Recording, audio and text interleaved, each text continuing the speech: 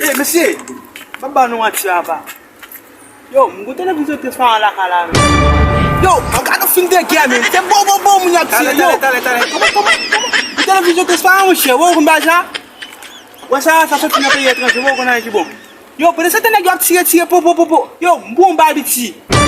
Si mba kou yi mouri ava. Bon bal, faut ta mourir mon cher. Oh, kou yi mba mouri mon cher. Sa di la. Malez mwen pran yi, men ba mouri. Yo!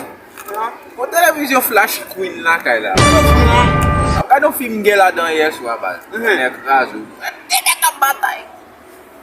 On a qui fait des coups de poing, les montrer dans la bataille là-bas. Monsieur faut prendre des coups de poing. Madame monsieur bon des coups de poing en bas. Mais on baguette en English. Ou va mourir? Où est-ce qu'on va mourir? Ça prend rien là, non, monsieur. Sorti là. Ou va faire déclaration là?